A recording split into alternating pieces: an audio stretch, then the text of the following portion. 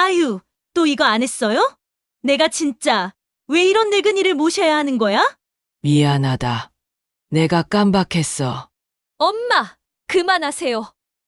옳게 당신이 방금 무슨 말을 했는지 다시 말해봐요. 형님, 제가 뭘 잘못했나요? 저희도 냄새나는 노인네랑 같이 사는 거 힘들다고요. 그래서 이젠 엄마가 계실 곳을 따로 마련할 겁니다.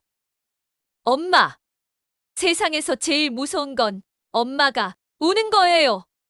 저 인간들 다시는 안 볼 겁니다. 매일 아침 인생의 깊은 울림을 전해드립니다. 사연 들으시고 마음에 와닿았다면 좋아요와 구독 살짝 눌러주시고 함께 해주세요. 복이 굴러올 거예요. 더운데 건강 챙기시고 힘내세요. 유진은 회의실 유리창 너머로 한강이 내려다 보이는 28층 사무실에서 마케팅 전략 보고서를 검토하고 있었습니다. 48세의 나이에 대기업 마케팅 이사직까지 올라선 유진은 누구보다 치열하게 살아왔습니다. 새벽 6시에 일어나 운동하고 오전 8시 반에는 어김없이 사무실에 도착해 밤늦게까지 일하는 것이 일상이었죠. 독립적이고 능력 있는 여성으로서 자신만의 길을 걸어온 유진이었지만 요즘 들어 마음 한구석이 무거웠습니다.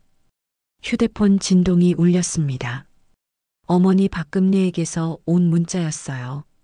유진아, 이번 주말에도 바쁘니? 오랫동안 못 봤구나.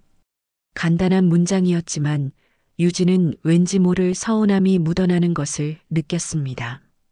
어머니는 올해 74살이 되셨는데 아들인 정진수와 며느리 오지현 그리고 손주들과 함께 경기도 고양시 단독주택에서 지내고 계셨죠. 유진은 문자를 보며 지난주 집에 들렀을 때를 떠올렸습니다. 어머니 박금래는 부엌에서 저녁 준비를 하고 계셨는데 평소보다 어깨가 더 구부정해 보였어요. 며느리 지연은 거실에서 텔레비전을 보며 큰 소리로 말했죠. 어머니, 오늘 저녁은 간단하게 해주시면 안 될까요? 아이들 학원 보내야 해서 시간이 없거든요. 존댓말은 쓰고 있었지만 어딘가 명령하는 듯한 말투였습니다. 그때 유진은 어머니의 표정을 유심히 봤어요. 금례는 그래, 알겠다라고 대답하셨지만 눈가에 스치는 쓸쓸함을 숨기지 못하셨습니다. 며느리의 말투가 예전과 다르다는 것을 유진도 느끼고 있었거든요. 처음에는 서먹함 때문이라고 생각했는데 시간이 지날수록 지연의 태도가 더욱 무례해지는 것 같았어요. 저녁 식사 때도 마찬가지였습니다. 지연은 어머니가 하신 반찬이 좀 짜네요. 다음에는 간을 좀 줄여주시면 좋겠어요 라고 말했어요. 어머니는 미안하다. 다음에는 그렇게 할게라고 하셨지만 유진은 어머니가 실제로는 상처받은 표정을 하고 계신다는 것을 알 수 있었습니다.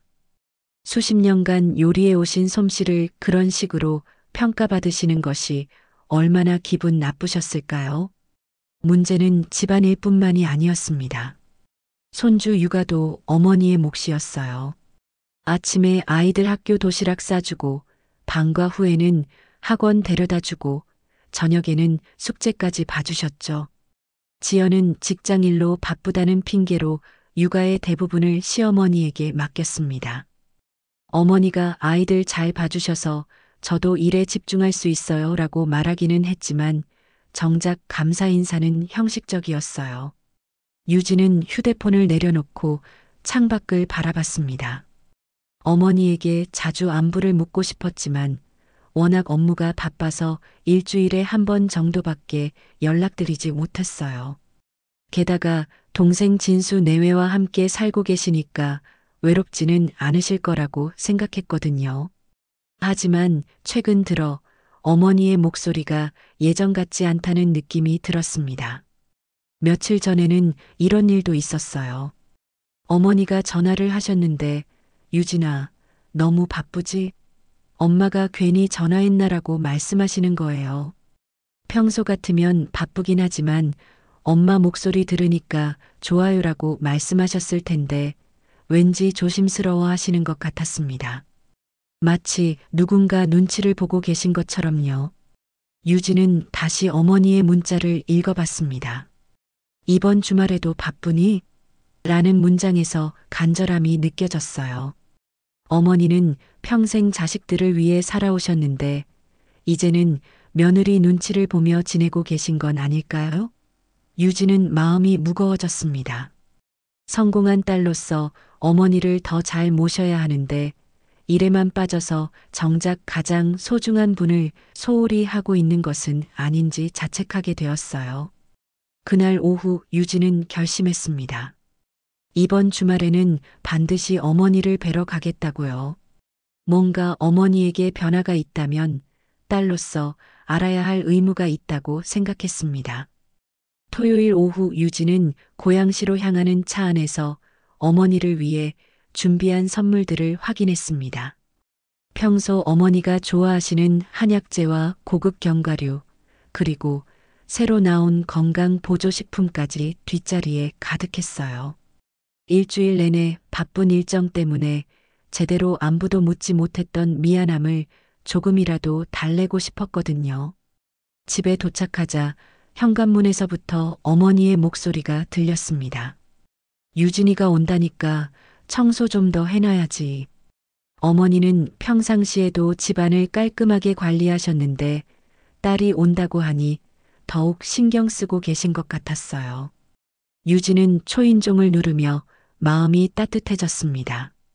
문이 열리자 어머니 박금예가 반갑게 맞아주셨어요. 어머, 우리 유진이 왔네. 얼굴이 좀 야위었구나. 어머니는 언제나처럼 딸의 안색부터 살피셨습니다. 하지만 유진은 어머니와 인사를 나누던 중 깜짝 놀랐어요.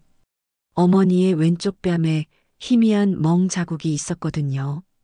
엄마, 얼굴이 왜 그래요?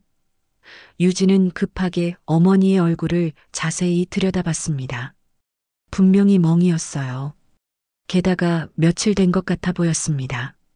금례는 당황한 듯 손으로 뺨을 가리며 말했어요. 아, 이거 며칠 전에 욕실에서 넘어져서 그래. 별거 아니야.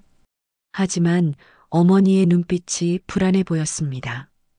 평소 같으면 딸이 걱정할까 봐라고 하시며 웃어넘기셨을 텐데 오늘은 뭔가 달랐어요. 손도 자꾸 뒤로 숨기시고 시선도 피하려고 하셨습니다. 유진은 이상함을 느꼈지만 일단 집 안으로 들어갔어요. 거실에는 동생 정진수와 며느리 오지현, 그리고 아이들이 있었습니다. 지연은 소파에 앉아 스마트폰을 보고 있었고 진수는 텔레비전 앞에서 골프 경기를 시청하고 있었어요. 언니, 오랜만이에요라고 지연이 인사했지만 눈은 여전히 휴대폰 화면에 고정되어 있었습니다. 저녁 준비 시간이 되자 어머니는 부엌으로 향했어요. 유진도 따라가서 도와드리려고 했는데 어머니가 괜찮다, 유진아. 너는 쉬어라고 하셨습니다. 그런데 어머니가 냄비를 들다가 아이고 하시며 손목을 움켜쥐는 것을 봤어요. 분명히 어딘가 다치신 것 같았습니다. 엄마, 손목도 다치셨어요? 유진이 물었지만 금례는 아니야. 그냥 좀 뻐근해서 그래라고 얼버무렸습니다. 하지만 유진은 어머니의 손목에도 멍이 있다는 것을 확인했어요. 욕실에서 넘어져서 생긴 상처치고는 너무 이상했습니다. 저녁 식사 중에도 분위기가 어색했어요. 지연은 어머니, 국이 좀 싱거운 것 같아요. 간을 더 맞추셔야겠어요 라고 말했고 금례는 미안하다라고만 대답하셨습니다. 예전 같으면 입맛에 안 맞나? 다음에는 더 신경 써볼게라고 하셨을 텐데 오늘은 움츠러들어 계신 것 같았어요. 식사 후 유진은 화장실을 사용하러 2층으로 올라갔습니다.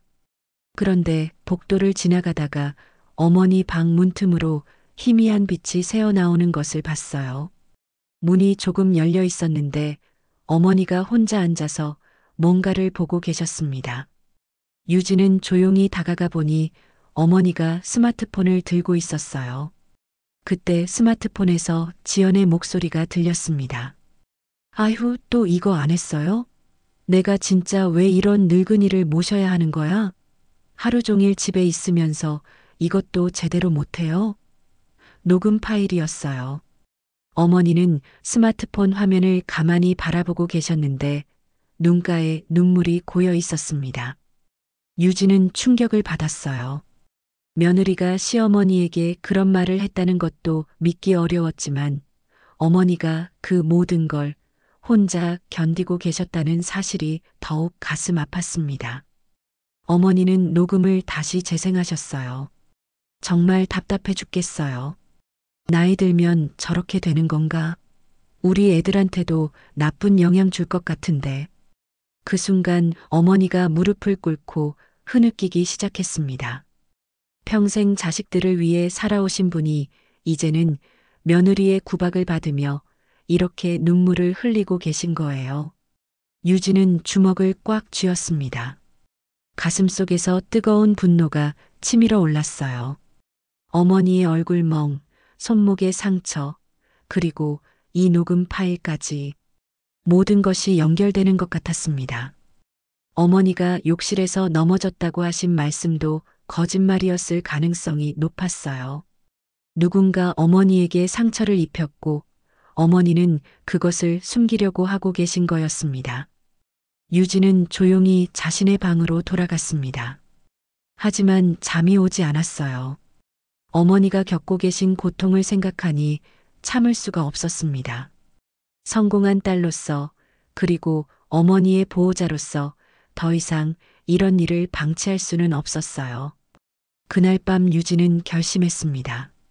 어머니를 이렇게 괴롭히는 자들에게 반드시 대가를 치르게 하겠다고요. 법적으로든 사회적으로든 모든 수단을 동원해서라도 어머니의 존엄을 되찾아드리겠다고 마음먹었습니다. 월요일 아침 유진은 평소보다 일찍 출근해서 책상에 앉았습니다.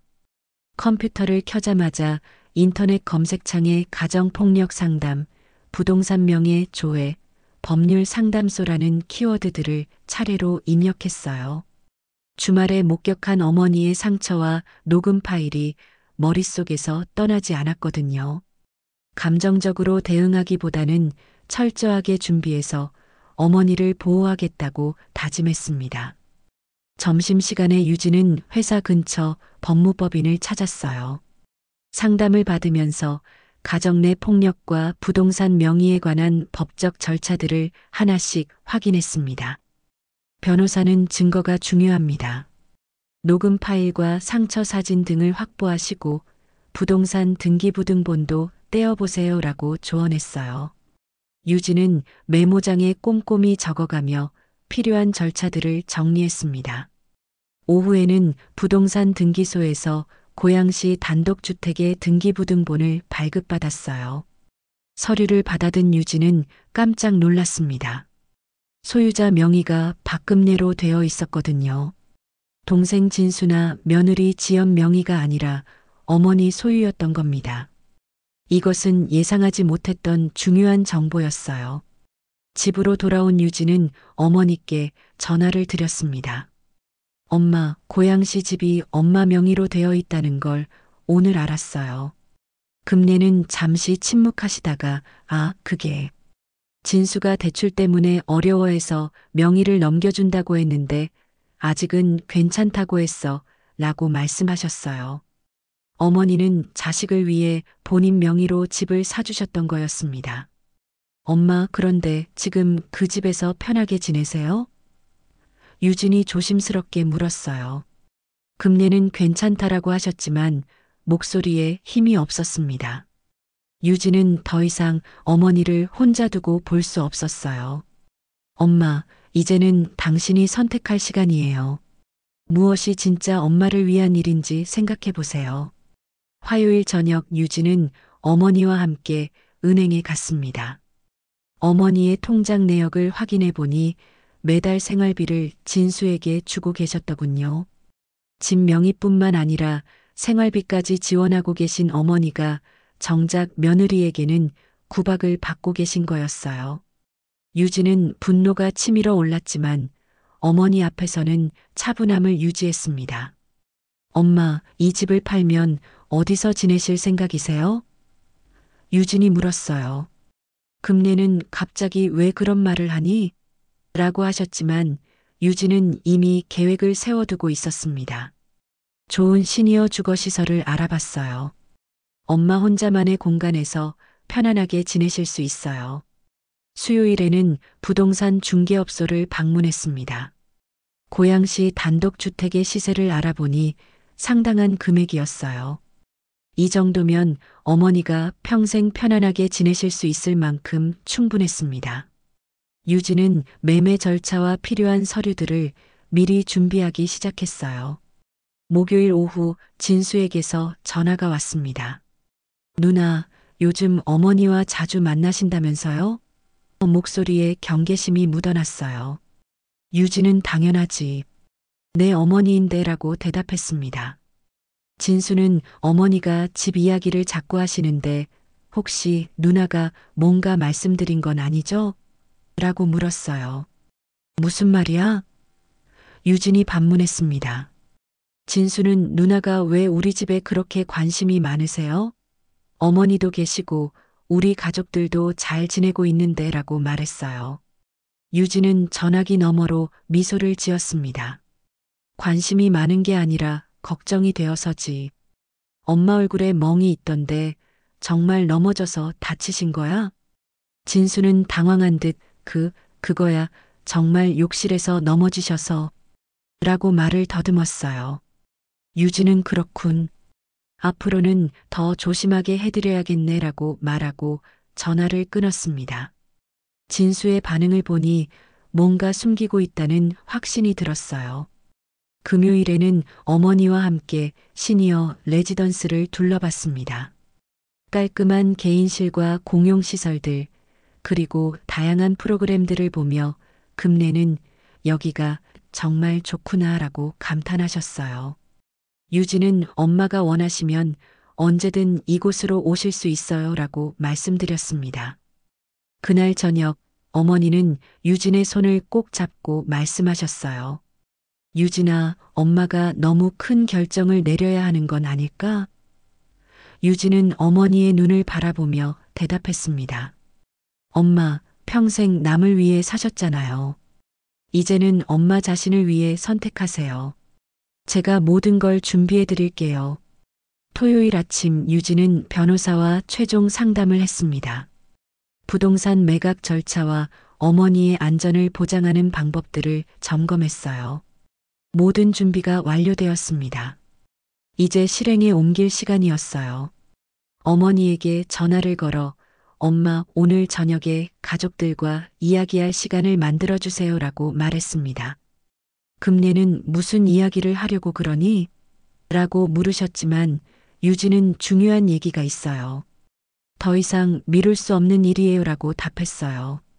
그날 밤 유진은 고양시 집으로 향했습니다.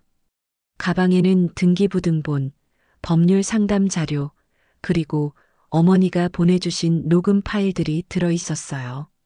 드디어 모든 것을 공개하고 어머니를 구해낼 시간이 왔습니다.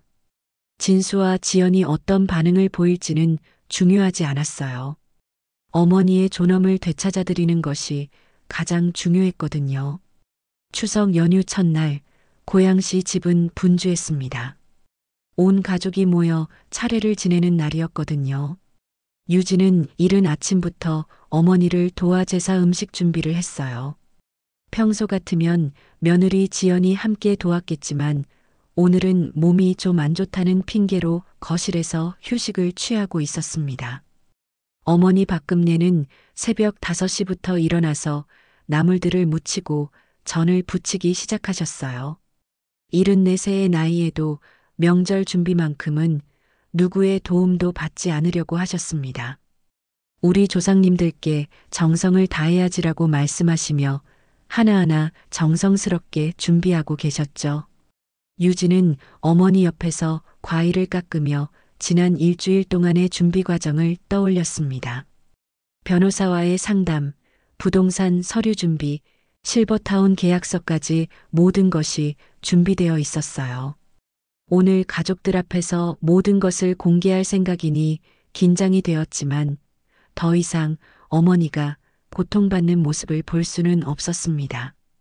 오전 10시쯤 진수가 아이들과 함께 마트에서 돌아왔어요. 어머니 고생하셨습니다라고 인사했지만 정작 제사 준비는 어머니와 유진이 거의 다 끝내놓은 상태였습니다. 지연은 소파에 누워서 명절 준비가 이렇게 힘들 줄 몰랐어요 라고 한숨을 쉬었어요. 점심을 먹고 나서 본격적인 차례 준비가 시작되었습니다. 상을 차리는 과정에서 지연의 불만이 터져나오기 시작했어요. 어머님, 이 나물은 너무 짜지 않나요? 아이들이 먹기에는 간이 세요. 금내는 그래. 다음에는 더 신경 써볼게라고 답하셨지만 유진은 어머니의 표정이 어두워지는 것을 놓치지 않았습니다. 차례를 지내는 동안에도 지연의 간섭은 계속되었어요. 어머님, 절하실 때 허리를 너무 많이 숙이시면 무릎에 안 좋아요. 적당히 하세요. 조상에 대한 예의를 지키려는 어머니에게 그런 말을 하다니 유진은 참을 수 없었지만 일단 차례가 끝날 때까지 기다렸습니다. 저녁 식사 시간이 되었습니다. 하루 종일 준비한 음식들이 상에 가득 올라왔어요. 어머니는 맛있게 드세요라고 말씀하시며 가족들 앞에 앉으셨습니다. 평생 가족을 위해 요리해 오신 어머니의 음식은 언제나 맛있었어요. 하지만 지연은 첫 수저를 뜨자마자 얼굴을 찌푸렸습니다. 어머님, 이 탕 좀 이상한데요? 간이 안 맞는 것 같아요. 지연이 말했어요. 금내는 어디 한번 봐볼까라고 하시며 국물을 떠서 맛을 보셨습니다. 괜찮은 것 같은데 라고 말씀하셨지만 지연은 계속해서 불만을 표현했어요. 그때 결정적인 순간이 왔습니다. 지연이 숟가락을 내려놓으며 말했어요. 어머님, 솔직히 말씀드리면 이제 제사도 그만하면 어떨까요? 요즘 시대에 이런 복잡한 거 할 필요 있나요? 아침 5시부터 이렇게 힘들게 준비하는 것도 그렇고 차라리 그 시간에 해외여행 다녀오는 게 낫겠네. 그 말을 들은 순간 유진의 이성이 끊어졌습니다. 평생 조상을 섬기며 가족을 위해 헌신해 오신 어머니에게 제사를 없애자고 말하다니 이보다 더한 모독이 어디 있을까요? 전통과 효도의 가치를 송두리째 부정하는 발언이었어요. 유진은 주먹으로 식탁을 세게 내려쳤습니다. 퍽! 하는 소리와 함께 그릇들이 흔들렸어요. 당신이 방금 무슨 말을 했는지 다시 말해봐요. 유진의 목소리는 차갑고 단호했습니다.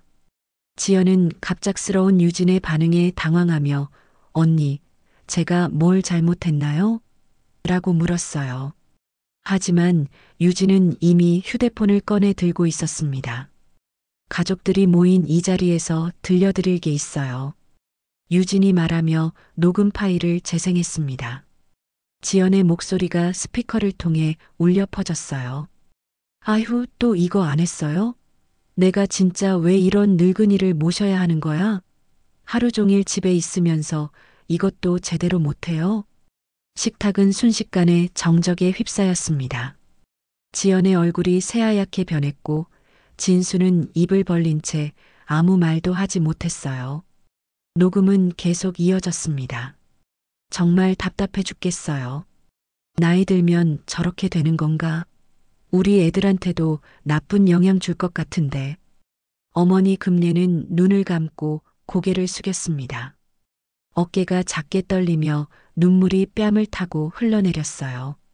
평생 며느리를 친딸처럼 아껴주셨던 어머니가 이런 말들을 혼자 듣고 계셨다는 사실이 가슴을 찢어놓았습니다.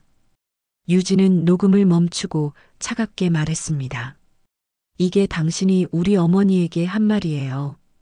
어머니가 넘어져서 얼굴에 멍이 든 게 아니라 당신이 그렇게 만든 거죠? 지연은 아니에요. 정말 실수였어요 라고 변명했지만 이미 모든 것이 드러난 상황이었어요. 진수는 여전히 말을 잇지 못하고 있었습니다. 누나의 분노와 아내의 잘못, 그리고 어머니의 눈물 사이에서 어떤 말을 해야 할지 모르는 것 같았어요. 아이들도 어른들의 심각한 분위기를 느끼고 조용히 있었습니다. 유진은 가방에서 서류들을 꺼내며 단호하게 선언했습니다. 이 집 팔기로 했어요. 등기부등본을 확인해 보니 어머니 명의더군요. 이젠 엄마가 계실 곳을 따로 마련할 겁니다. 진수와 지연의 얼굴이 동시에 굳어졌어요. 설마 집까지 잃을 줄은 생각지 못했던 것 같았습니다. 언니, 그건 너무 심한 거 아니에요? 애들 학교도 있고. 지연이 항변했지만 유진은 단호했습니다. 심한 건 당신이 우리 어머니에게 한 짓이에요. 이제 그 대가를 치를 시간입니다. 추석 연휴 다음 주 월요일 유진은 새벽부터 분주하게 움직였습니다.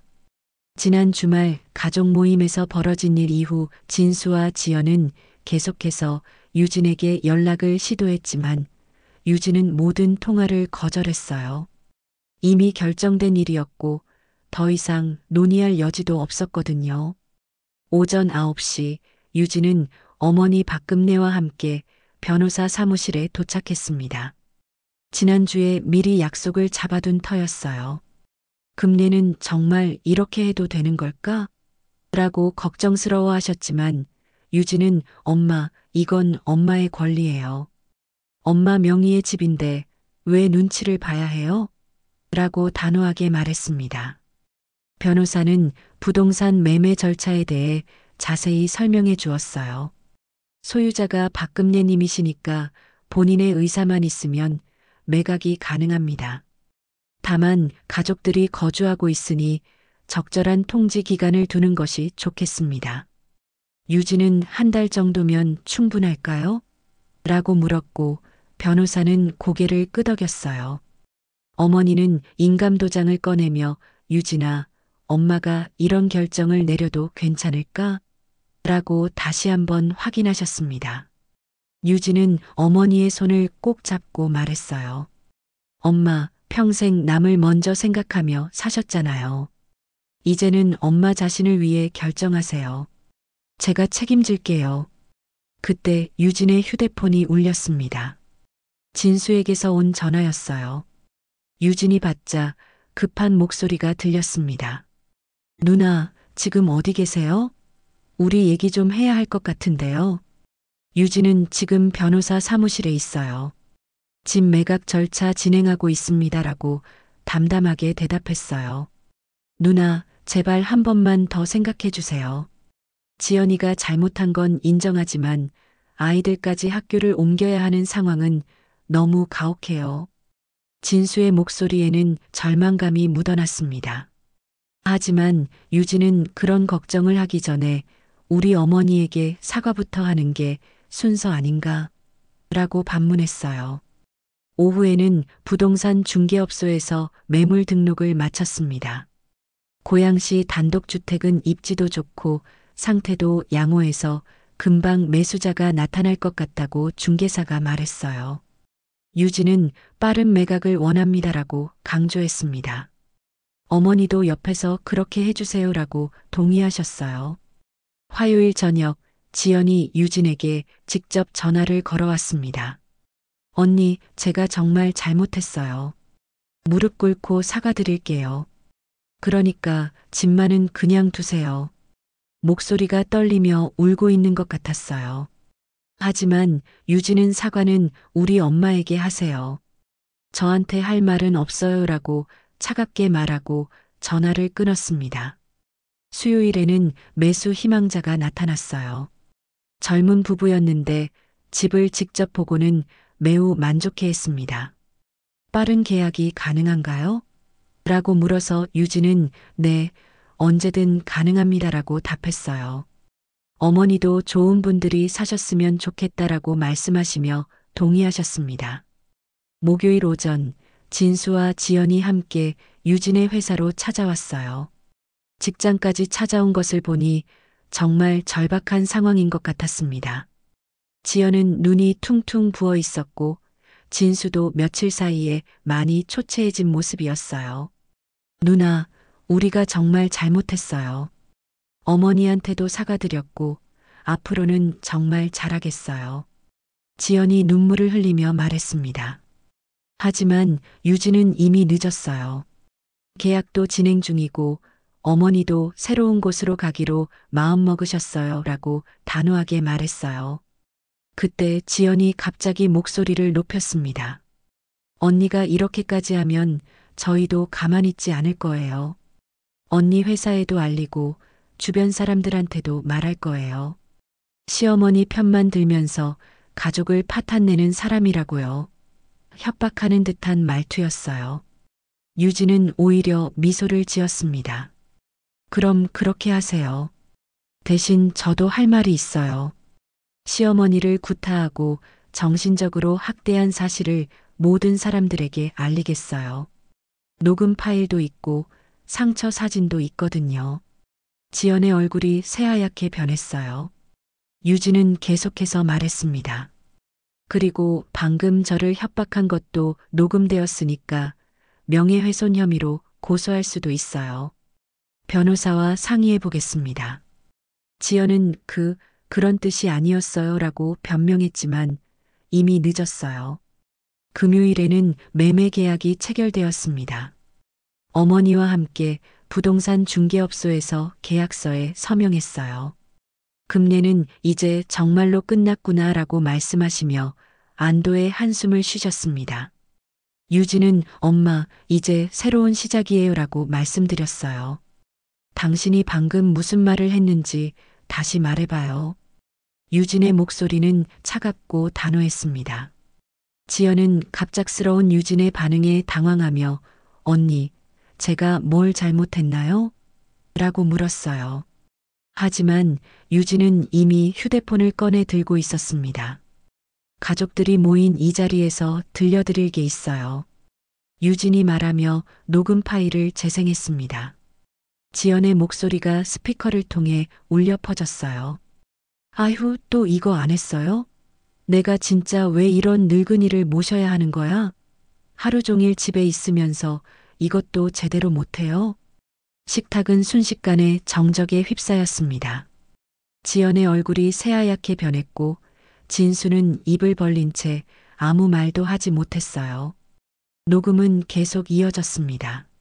정말 답답해 죽겠어요. 나이 들면 저렇게 되는 건가? 우리 애들한테도 나쁜 영향 줄 것 같은데. 어머니 금례는 눈을 감고 고개를 숙였습니다.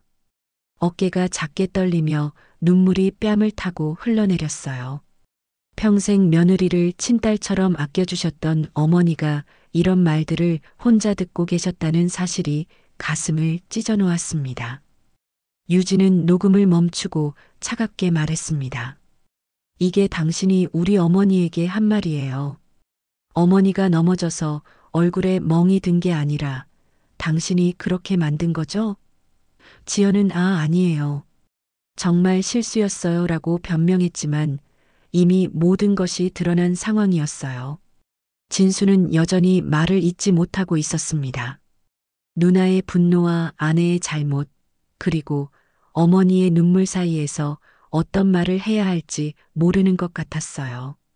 아이들도 어른들의 심각한 분위기를 느끼고 조용히 있었습니다. 유진은 가방에서 서류들을 꺼내며 단호하게 선언했습니다. 이 집 팔기로 했어요.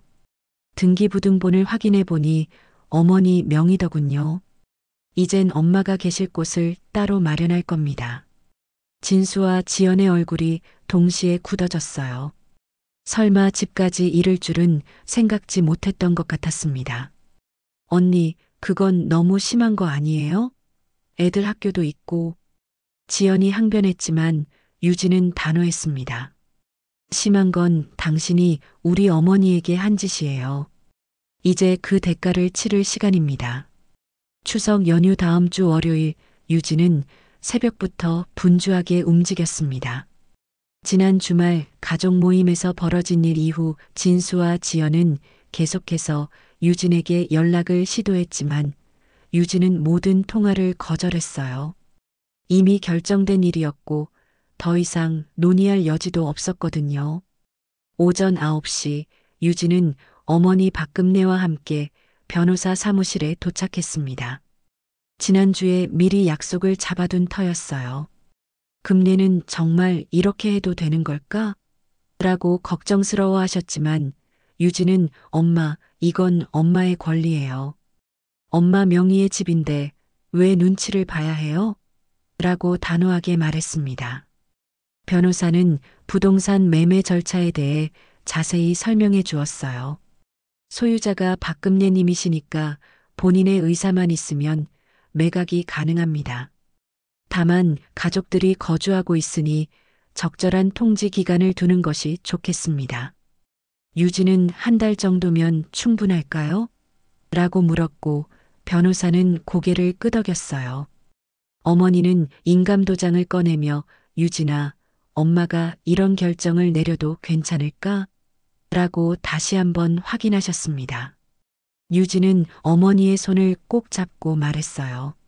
엄마, 평생 남을 먼저 생각하며 사셨잖아요.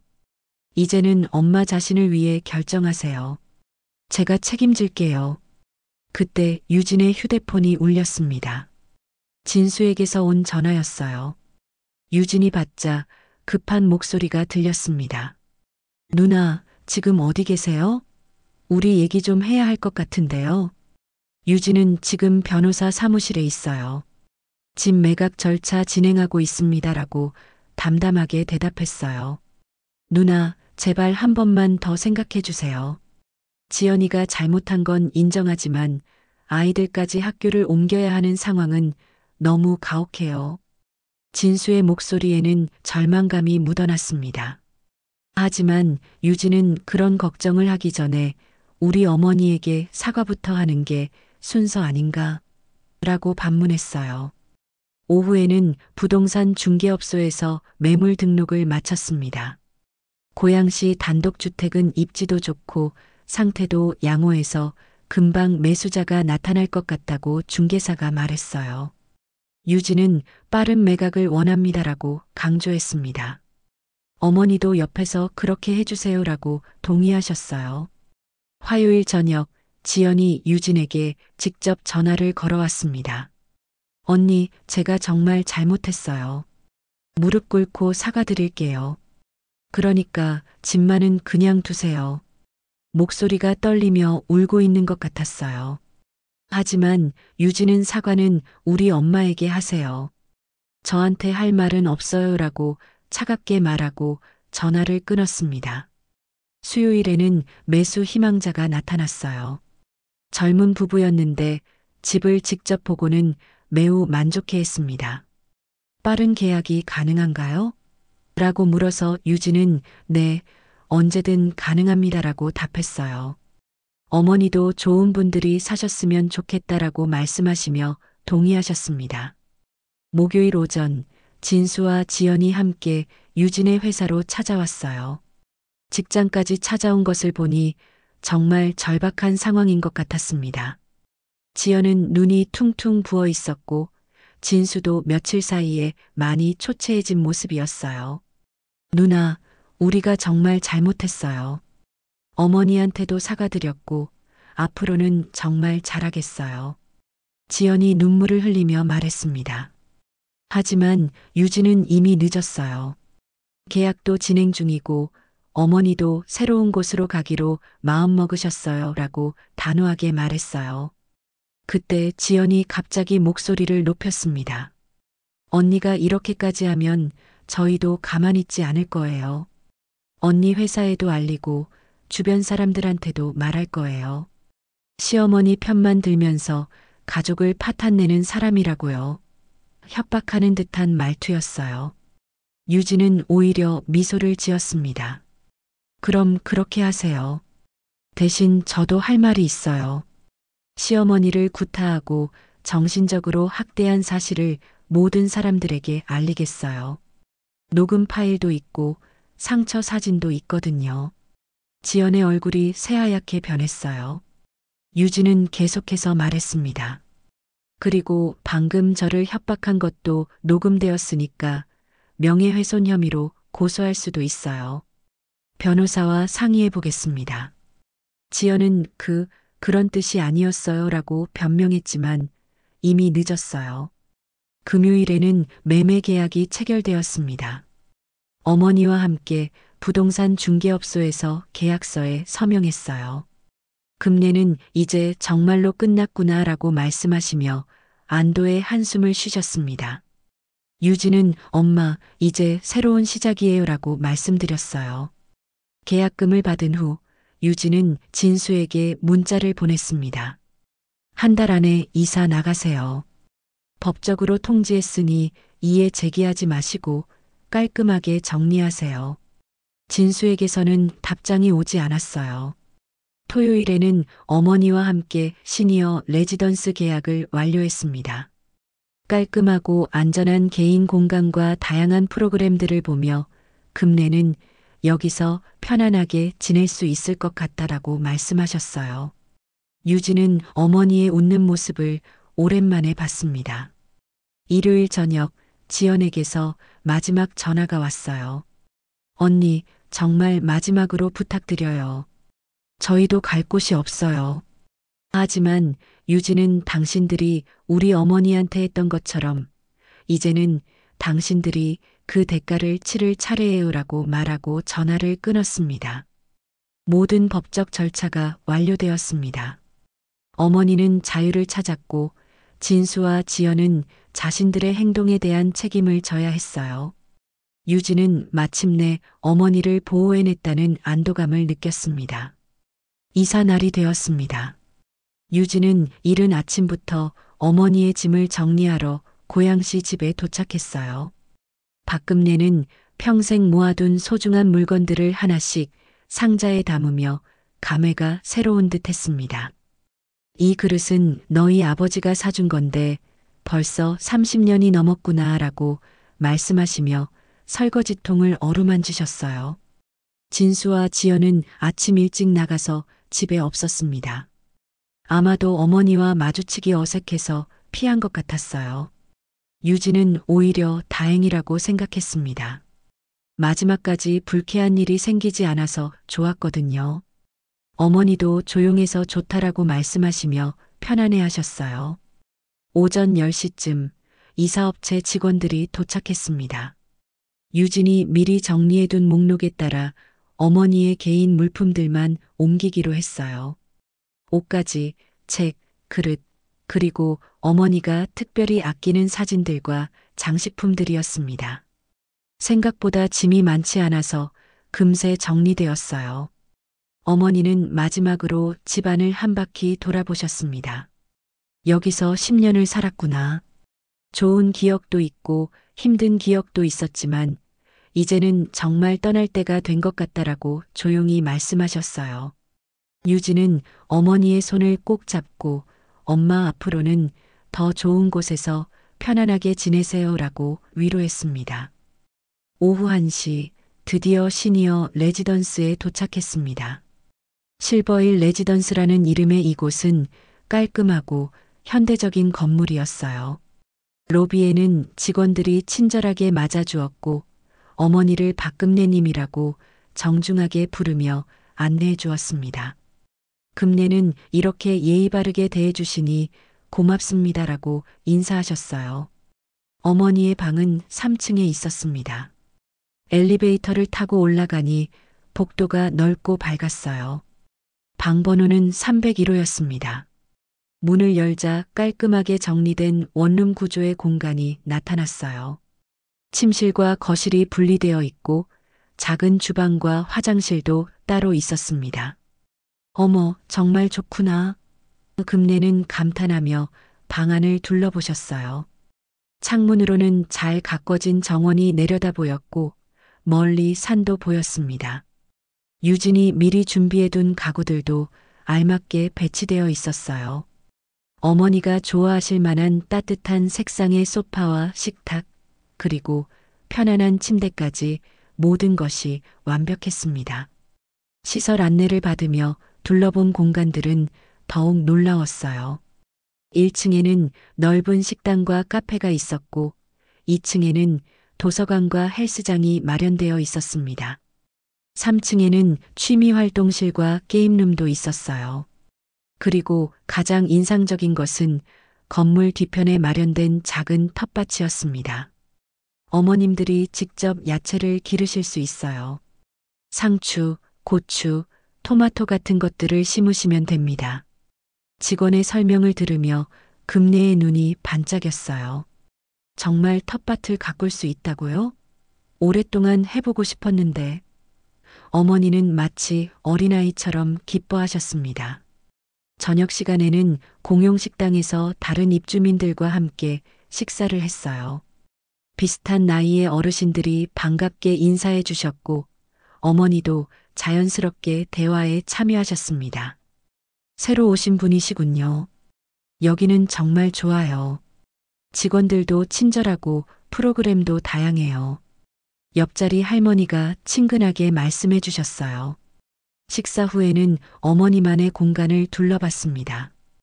방 한쪽에는 작은 응접 공간도 마련되어 있었어요.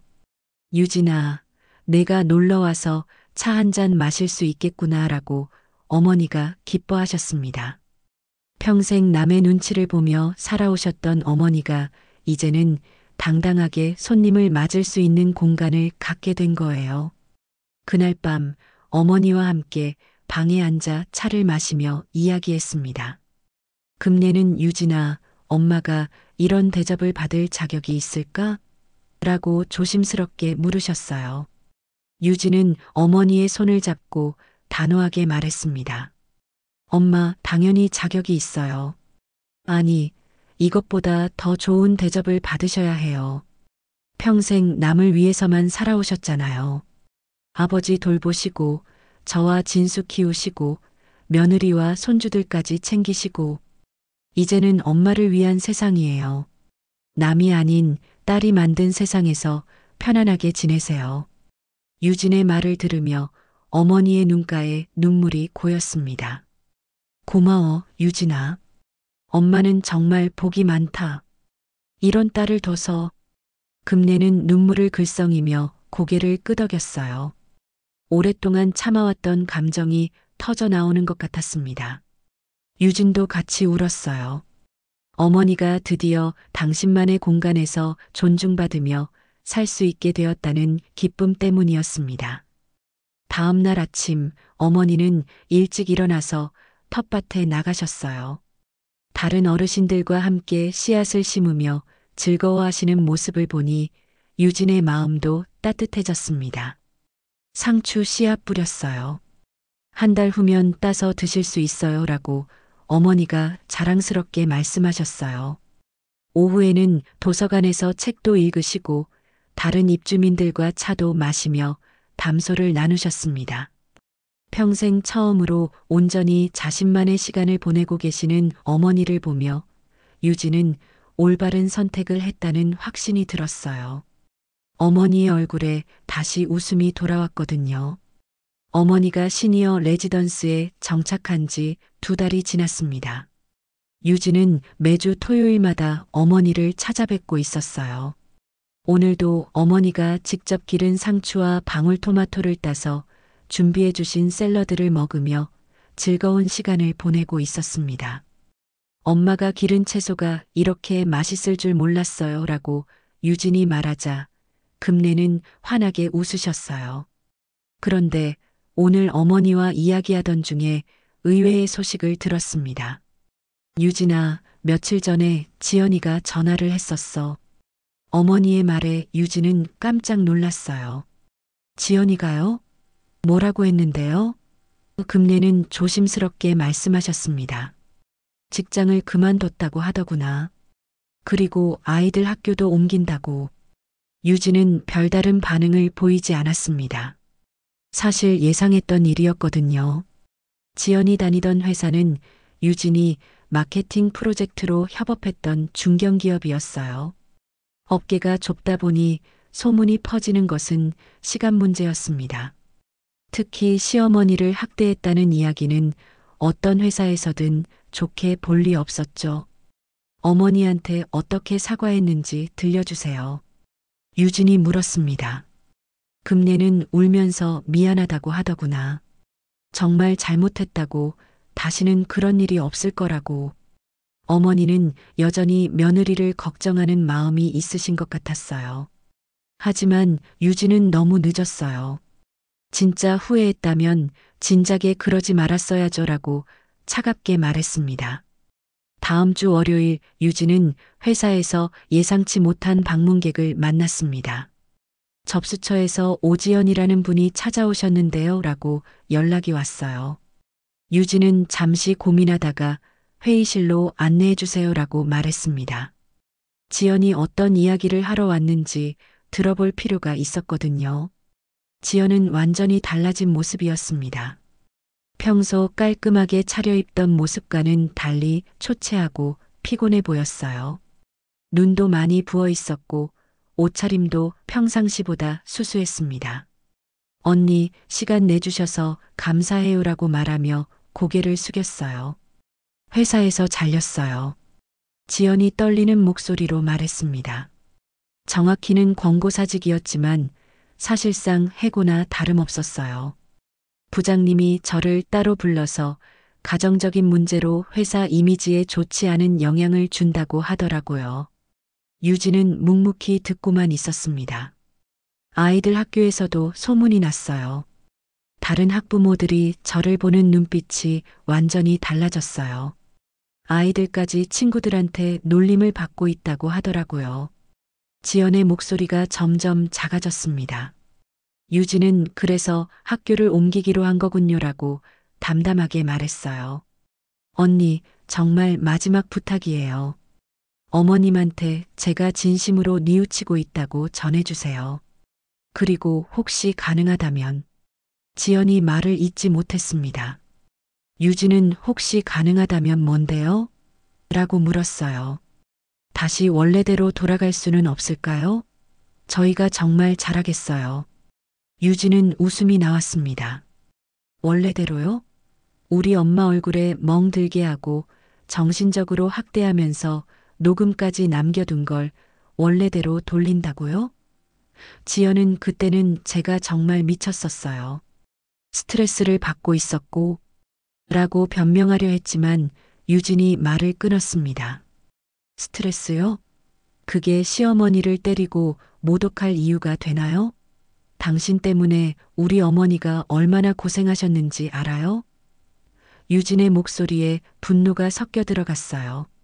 지연은 더 이상 아무 말도 하지 못하고 고개만 숙이고 있었습니다. 그날 저녁 진수에게서 전화가 왔습니다. 누나, 지연이가 오늘 언니를 만나고 와서 계속 울고 있어요. 정말 힘들어해요. 진수의 목소리에도 지친 기색이 역력했어요. 저도 아내가 잘못한 건 알고 있어요. 하지만 이렇게까지 되는 건 너무 과한 것 같아요. 유진은 한숨을 쉬며 대답했습니다. 과한 건 당신 아내가 우리 어머니한테 한 짓이에요. 이제 와서 피해자 코스프레 하지 마세요. 그리고 당신도 마찬가지예요. 옆에서 보고도 막지 않았잖아요.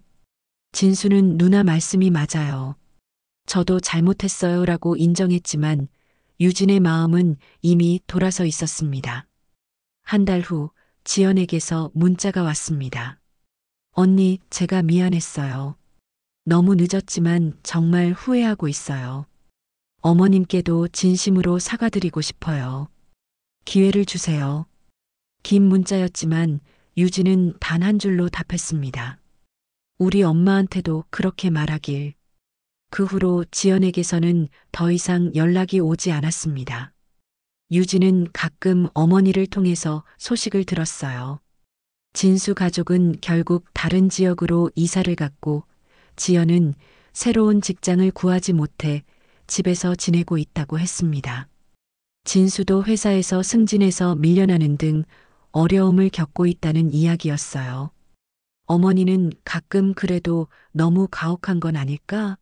라고 걱정하셨지만 유진은 엄마 착한 마음 때문에 또 고생하시면 안 돼요.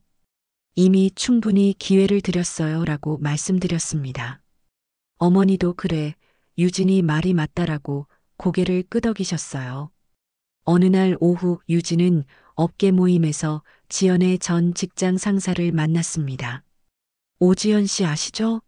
시어머니 문제로 화제가 됐던 그 상사는 고개를 저으며 말했어요. 요즘 세상에 그런 일이 있다니 믿기 어려웠어요. 회사에서도 더 이상 같이 일할 수 없다고 판단했습니다.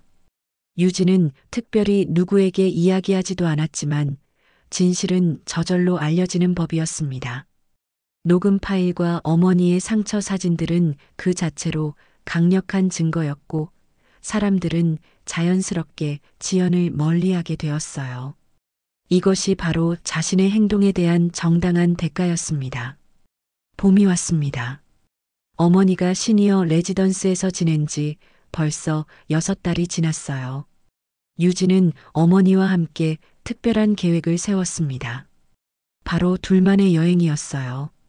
엄마, 우리 온천 여행 어때요? 오랫동안 고생하셨으니까 좀 쉬시면서 힐링하세요라고 제안했을 때 금내는 정말 가도 될까? 라고 조심스럽게 물으셨습니다. 당연하죠. 이제는 엄마만을 위한 시간이에요. 유진의 말에 어머니는 환하게 웃으셨어요. 평생 가족을 위해서만 살아오셨던 어머니가 딸과 함께 여행을 떠난다는 것 자체가 새로운 경험이었거든요. 유진은 충청도 온천마을에 있는 아늑한 민박집을 예약했습니다. 금요일 오후 유진은 어머니를 모시고 차에 올랐어요. 어머니는 새로 사신 연보라색 카디건을 입고 계셨는데 표정이 한결 밝아 보였습니다. 유진아, 엄마가 이런 여행을 해도 되는 건지 모르겠다라고 말씀하시면서도 설레는 마음을 숨기지 못하셨어요. 차 안에서 어머니와 이런저런 이야기를 나누며 드라이브를 즐겼습니다. 요즘 레지던스에서 어떻게 지내세요? 유진이 물었어요. 금내는 정말 좋아. 김할머니랑 친해져서 매일 산책도 하고 텃밭 가꾸는 재미도 쏠쏠해. 그리고 무엇보다 눈치 안 보고 살 수 있어서 편해라고 답하셨습니다. 2시간쯤 달려서 온천마을에 도착했어요. 민박집 사장님이 반갑게 맞아주었습니다. 어머님과 따님이시군요. 정말 보기 좋으시네요. 방은 깔끔하고 따뜻했어요. 창문 너머로는 작은 뜰이 보였고 그 뒤로는 야트막한 산이 보였습니다. 어머니는 여기가 정말 좋구나라고 감탄하셨어요. 저녁 식사는 민박집에서 준비해 주신 시골 밥상이었습니다. 정갈하게 차려진 반찬들을 보며 어머니는 집밥 냄새가 나네라고 말씀하셨어요. 유진과 어머니는 오랜만에 둘만의 시간을 가지며 천천히 식사를 했습니다. 평소에는 항상 바빴던 유진도 오늘만큼은 모든 걸 내려놓고 어머니와의 시간에만 집중했어요. 식사 후에는 방에서 차를 마시며 대화를 나눴습니다. 어머니가 먼저 입을 열었어요. 유진아, 엄마가 그동안 많이 힘들었는데 티 안 내려고 했어. 혹시 너에게 걱정 끼칠까 봐서. 유진은 어머니의 손을 꼭 잡았습니다. 엄마, 제가 늦게 알아차려서 죄송해요. 진작에 보호해드렸어야 했는데. 아니야, 유진아. 내가 바쁜 건 엄마도 알고 있었어. 그리고 설마 며느리가 나에게 그런 짓을 할 줄은 몰랐지. 금내는 지난 일들을 담담하게 이야기하셨어요. 처음에는 서먹함 때문이라고 생각했는데 점점 심해지더라고. 그래도 가족이니까 참아야 한다고 생각했어. 유진은 어머니의 이야기를 들으며 마음이 아팠습니다. 엄마, 가족이라고 해서 무조건 참을 필요는 없어요. 존중받을 권리가 있으시거든요. 어머니는 고개를 끄덕이며 이제는 알겠어. 유진이가 나를 지켜줘서 정말 고마워라고 말씀하셨어요. 다음 날 아침 일찍 일어나서 온천욕을 했습니다. 따뜻한 온천물에 몸을 담그고 있으니 모든 피로가 풀리는 것 같았어요. 어머니도 이런 호강이 다 있네라고 웃으며 즐거워하셨습니다. 유진은 어머니가 이렇게 편안해 하시는 모습을 보니 가슴이 따뜻해졌어요. 온천육 후에는 마을을 산책했습니다. 봄꽃들이 피어 있는 작은 길을 따라 걸으며 자연을 만끽했어요. 어머니는 유진아, 엄마가 언제 이런 여유를 가져봤겠니? 정말 꿈 같다라고 말씀하셨습니다. 유진은 앞으로는 자주 이런 시간을 가져요. 엄마를 위한 시간을 요라고 약속했어요. 점심은 마을 식당에서 산채 정식을 먹었습니다. 깨끗하고 담백한 맛이 일품이었어요. 어머니는 이런 음식이 진짜 몸에 좋은 음식이지라고 하시며 맛있게 드셨습니다. 식당 사장님도 모녀가 정말 사이가 좋아 보이세요라고 말해주셨어요. 오후에는 민박집 뜰에서 차를 마시며 느긋하게 시간을 보냈습니다. 어머니가 유진의 손을 꼭 잡고 말씀하셨어요. 내 딸이 이렇게 멋있게 나를 지켜줄 줄은 몰랐어. 정말 자랑스러워. 유진은 어머니의 말씀에 뭉클했습니다. 엄마, 제가 할 일을 한 것뿐이에요. 세상에 제일 무서운 건 엄마 우는 거예요. 다시는 안 볼 겁니다.